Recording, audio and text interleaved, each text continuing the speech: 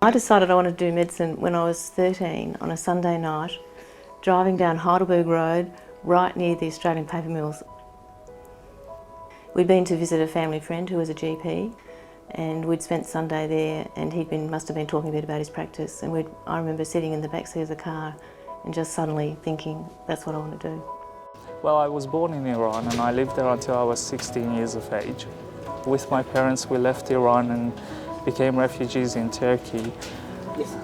While I was there, I learned Turkish in the first 3 months and started helping a community of about 2,000 refugees who were living there at the time, helping them find accommodation and taking them to doctors and hospital for their hospital visits. I'd always wanted to become a doctor, and I suppose what I did in Turkey solidified my mind that this is what I want to pursue.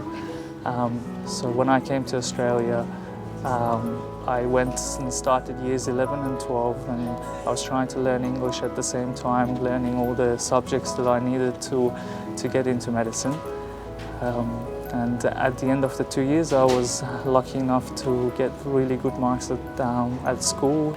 I was grateful to receive an offer for medicine at Melbourne University. However, it wouldn't have been possible without a scholarship. Well, like many people, school leavers, I had really no idea of what I wanted to do. I decided I would read science with a thought in the back of my mind that I might switch over to medicine. But I didn't ever have a thought of practicing medicine as a general practitioner or even a specialist at that stage.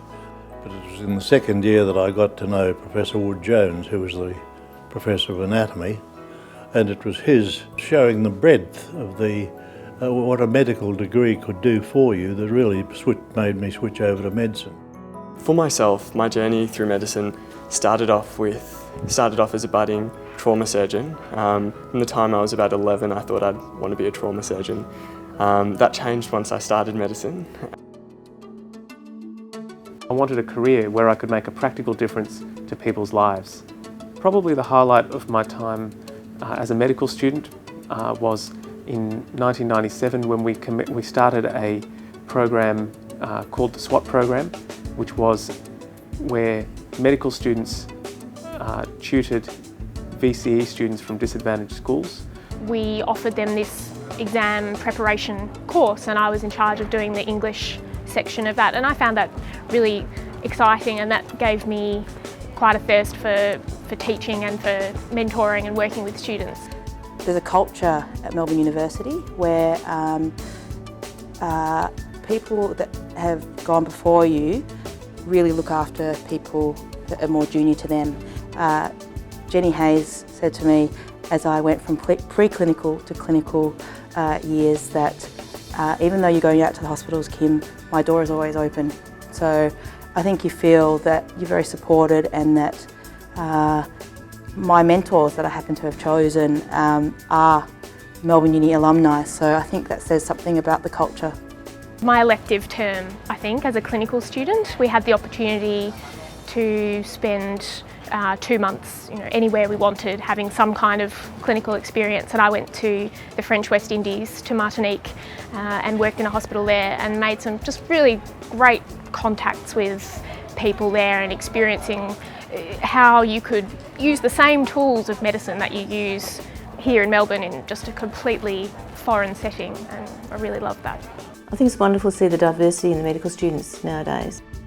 When Bill and I were there, you had Scotch College in the back row, Melbourne Grammar in the second back row, a few good high schools, and the serious students in the front row. Well, yeah, medical school it's pretty interesting. Like coming from school into medical school was quite a shock for me.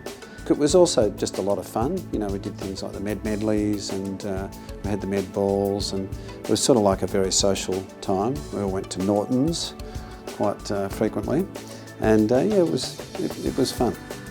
When I was a student, the medical school was quite a busy place. There were 10 of us women among about 100 of students altogether. Now, of course, with the greatly increased intake of women into medicine, there's no lack of role models, and women are qualifying at the highest level in pretty well all aspects.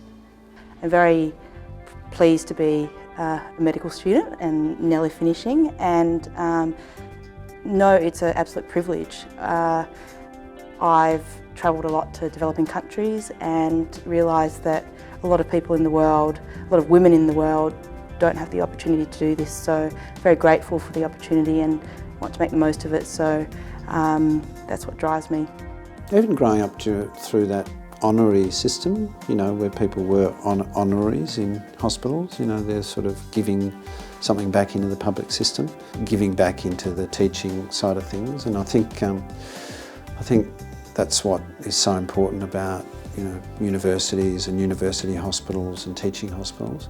And that's why I'm really delighted, say for instance, that the Mansfield Hospital, which is only a little country hospital, is now, you know, a fully fledged teaching hospital. And we've had medical students for 25 years, but only in the last couple of years that we had them for a whole year, and they're from the rural cohort in Shepparton.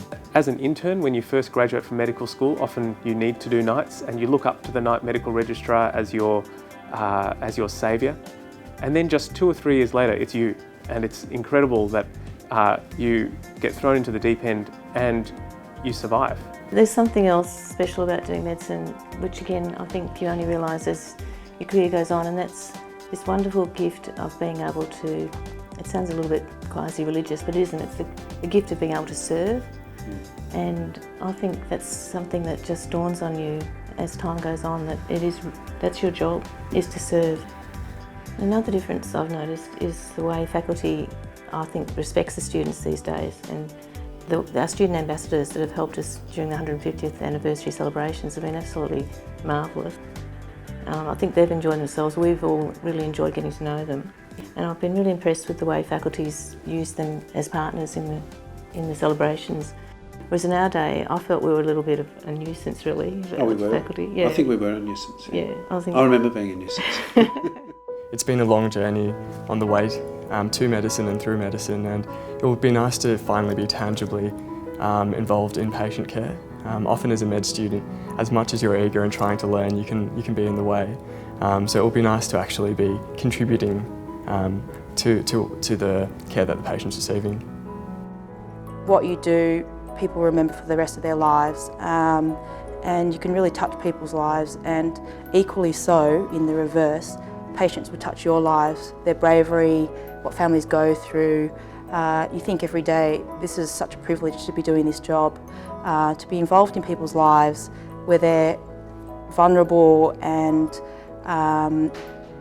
they're trusting you with very sensitive information. That's a privilege, and that's what drives me to want to be a good doctor.